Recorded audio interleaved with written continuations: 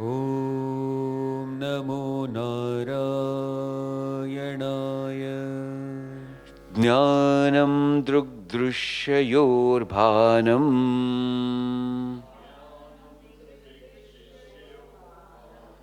Vijnanam Drushya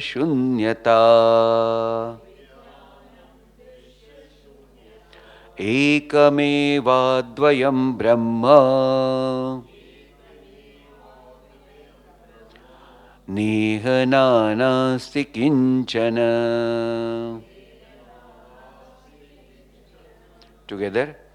Jnanam drugdrushyayorbhanam Vijnanam drushya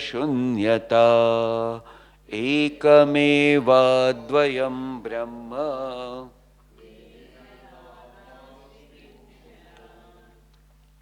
So it is said here, Iha. Iha means here. Na nana asti kinchana. Nana means what? That is called as variety. Okay. So here there is actually no variety and nothing.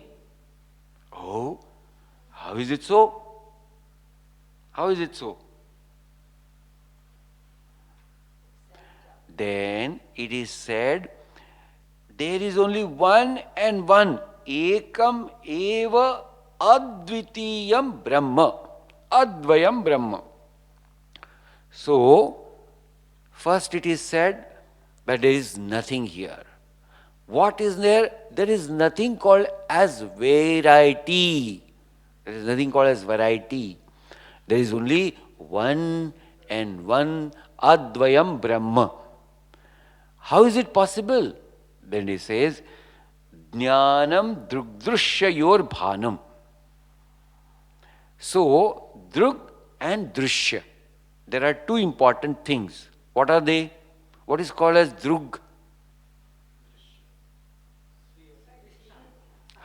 So, drug and drushya. One who is called as seer, which is called as drug. Drushya is what? That which is called as seen. So these are two distinct things. One is called as drug, one is called as drushya. Drushya is seen, drug is that seer which is called as witness. Now ask the question, what is the nature of drushya? Okay, one. Ever changing. So, the nature of drushya is this. First, it is jadam. What is its nature? What is the nature of drushya? Jadam. What is called as jadam? Insentient. The next is yad jadam tat nashvaram eva. That's a principle. Whatever that which is insentient is perishable. That is the nature of drushya. So that which is perishable, that which is nashvaram, yat yat nashvaram tad eva mithya iti. So that which is perishable is nothing but mithya. Oh, this is called as drushya. What is the nature of drug? So that which is eternal. What is eternal? That which is always there. Why is it so? Because it is sat. Because it is a existence. Kalatraye apitishtati iti sat.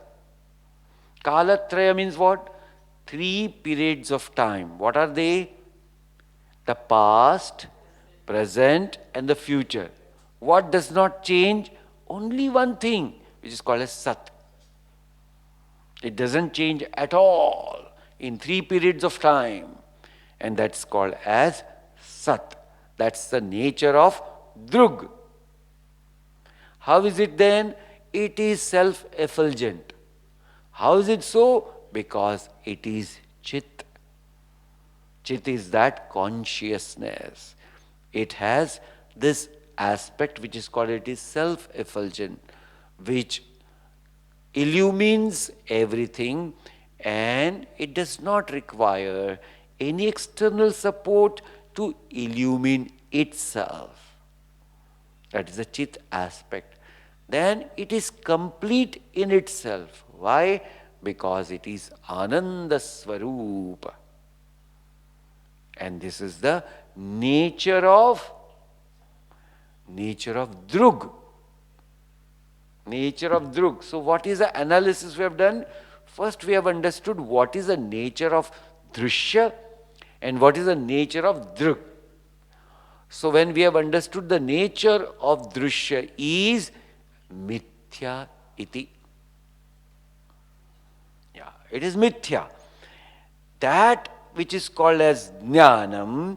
Now what we have done the analysis by taking the help of knowledge. Got it? So this is called as Jnanam. Then what remains? Then having understood this everything is Mithya, what remains? Drushya Shunyata. What is Shunya here? That which is called as Mithya. So this is called as Vijnanam. This is called as wisdom. One who has done the analysis, and then after the analysis, what remains is the pure self. The realization of that pure self is called as Vijnanam. What is called as knowledge? Jnanam kim asti?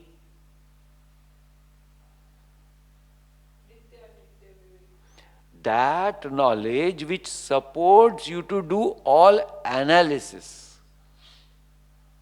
That knowledge which supports the scriptural knowledge supports us to do all analysis. And that's how these two distinct points are mentioned here. One is Jnanam, one is Vijnanam, one is Drug, one is called as Drushya. Next, 43. Kshetra kshetrajnayo jnanam tadjnanam jnanamuchyate vijnanam chobhayoraikyam kshetrajna paramatmanah. Together. Kshetra kshetrajnayo jnanam tadjnanam jnanamuchyate vijnanam kshetrajna paramatmanah. Now one step. Having understood the knowledge part, what is called as knowledge part? Scriptural information, that is called as knowledge part. So ask the question, what is called a kshetra? 13th chapter of Bhagawad Gita. So Bhagavan says, kshetra is drushya vastu iti kshetram. What is kshetra? Drushya vastu. So whatever is seen is kshetra. And one who is seeing is kshetrajna. Kshetrajna, who is that? That is called as the one who sees that drushya. Who is a witness of the drushya. Yor jnanam tad jnanam. So kshetra kshetrajnyo yor jnanam. The knowledge of these two. Of what? Kshetra and kshetrajna. The knowledge of two. That alone is knowledge. And it is called as that knowledge. So this is the first part. Now again, what is this kshetra? Where is all the kshetra? So this is said here, from this so-called as one particle to Brahma, the whole is Kshetra alone. So the smallest particle, that which we consider as an atom or whatever we understand, from that atom to that Brahma, which is a creator, is all Kshetra. Then who is a Kshetrajna? The Kshetrajna is one who supports all the presence of this item to Brahmaji. That which is called as Kshetrajna.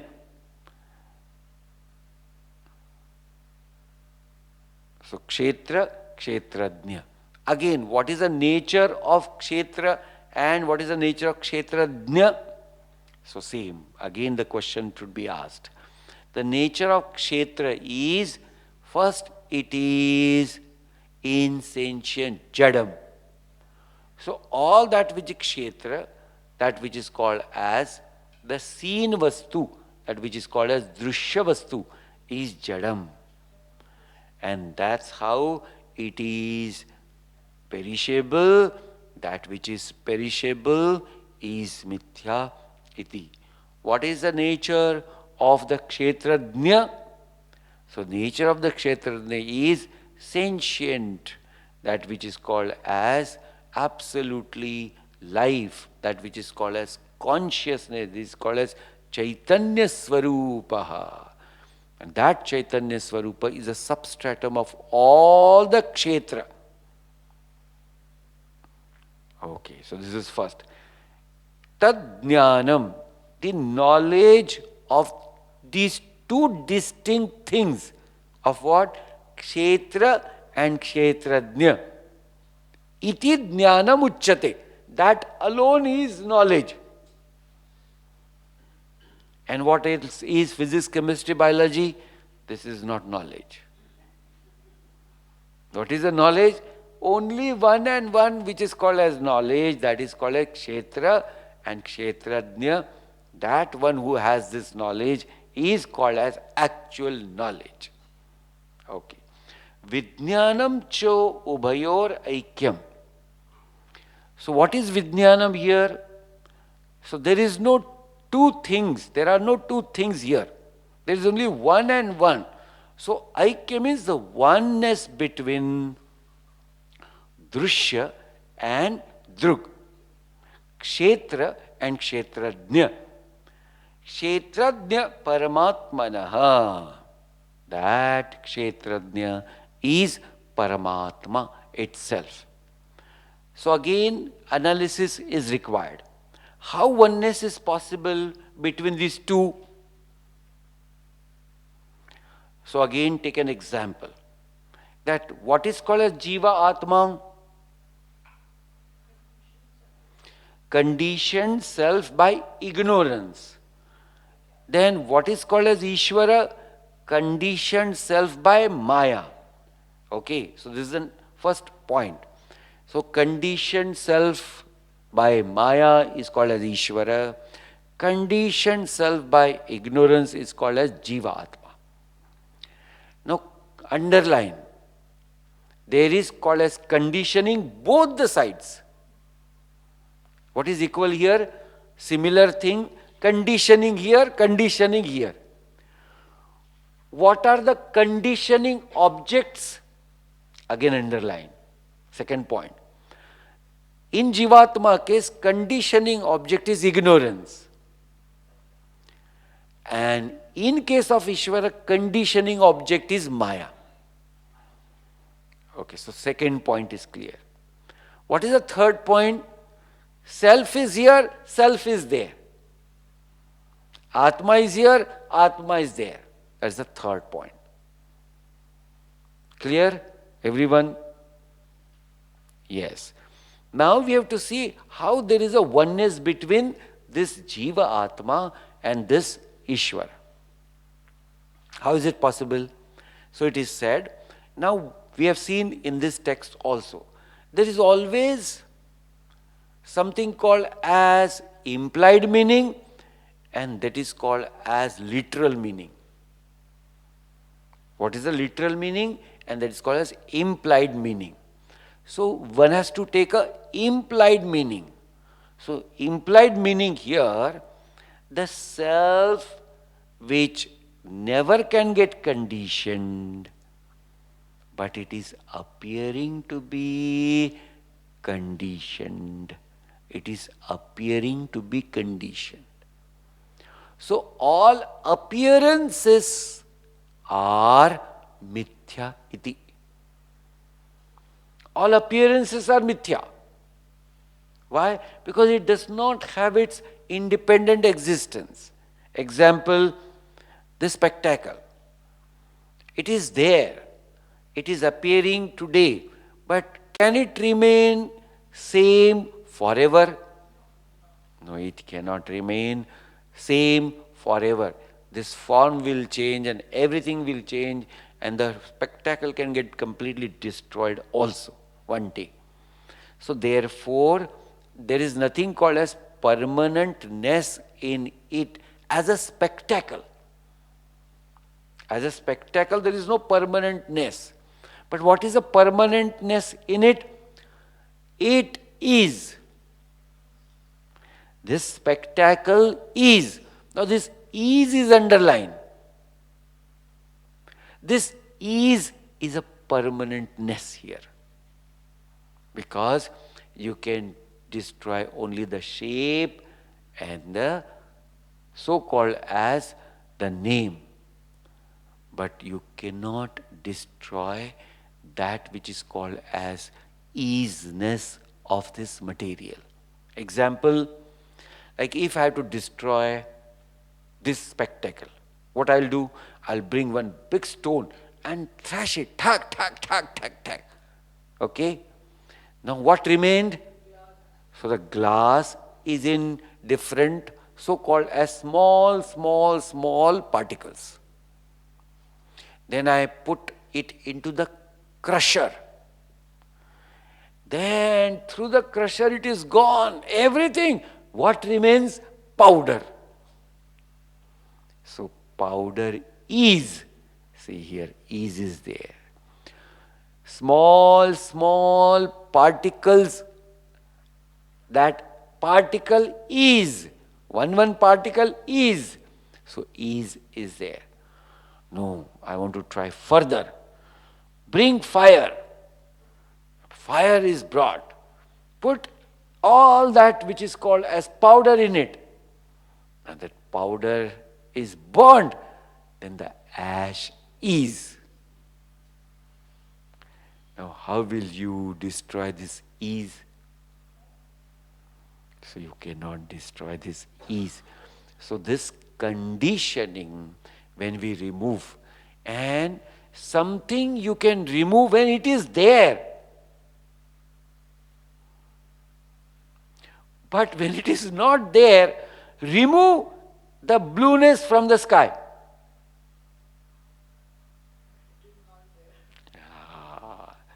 So this is how it is. So you cannot remove the blueness of the sky. Why? It's not there. Similarly, this aikyam is only possible from the implied meaning and not the literal meaning. So literal meaning is because of conditioning. The implied meaning is without conditioning. Is this clear? Example, another example. Like you are playing so many roles in your life, right? If I ask question, who actually you are in this role? Are you a son? Are you a father? Are you a friend? Who are you actually? No, Swamiji, this is all conditioning because of the role and the situation. It is because of the situation and the status, whatever. But when I am alone in my room, who am I? Am I a son, daughter, husband, wife? No. I am alone, this person. For this example, I am this person. Now, where is this conditioning God all roles? No, they are not there actually. They just are there because of the situations. Similarly, there is nothing called as two. It is only an appearance because of the conditioning. So it is said here, Cho Ubhayor Aikyam. That Aikyam, the oneness is when one understands and does a right analysis and removes the conditioning, what remains? That self. And how is that self? That self is called as Kshetrajna. And then the same Kshetrajna is called as Paramatma. Is this clear? So, this is the analysis which is required in such cases when we read the scriptures. So, let's see next time. You can close your eyes, sit quietly.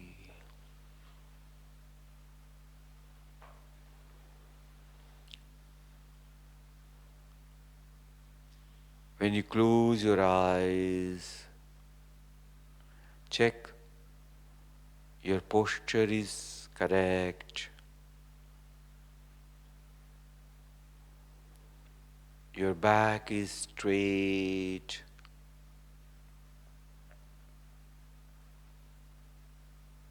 Your neck is straight. Your facial expressions are relaxed. Now pay attention to the air which comes inside and the air which goes outside. Complete attention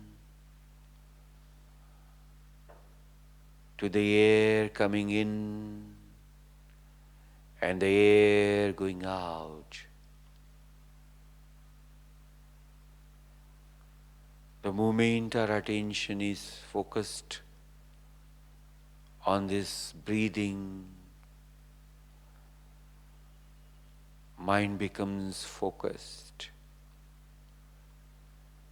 This focused mind now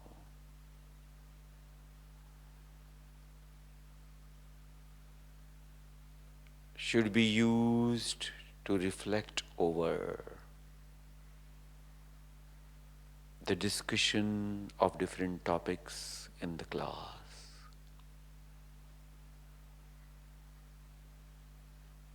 It is said this Maya has two aspects. One is called as Ajnanam, another is called as Anyatha Jnanam. What are they? One is that veiling power, and another is called as projection power. Avarana Shakti, which is a veiling power, covers the truth. And Vikshepa Shakti projects untruth as truth. But the controller of the universe is beyond his Maya.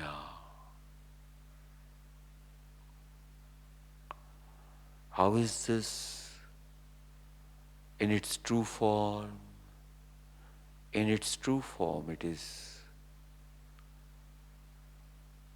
Nirguna Nirakar.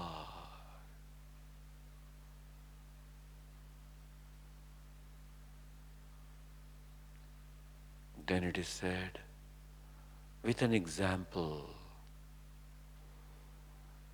that consciousness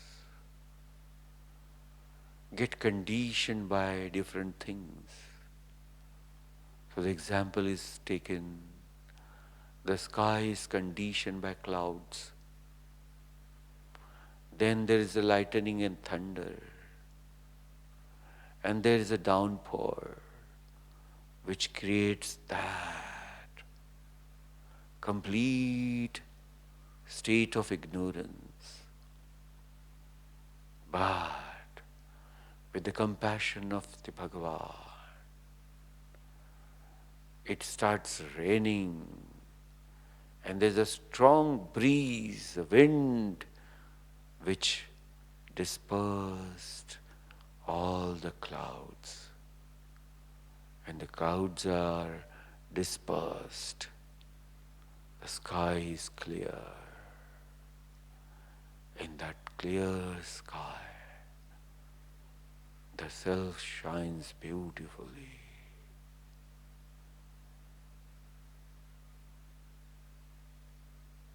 This is how it happens with a jiva. It gets conditioned by things around, and then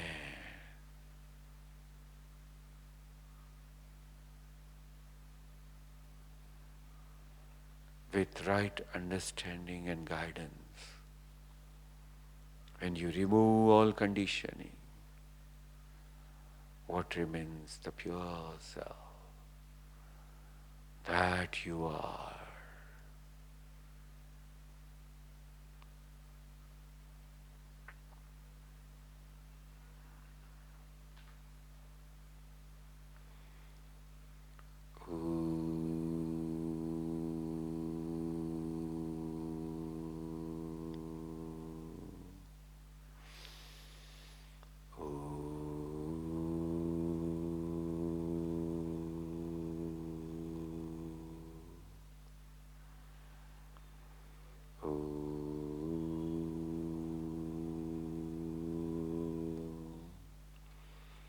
Shanti, Shanti, Shanti.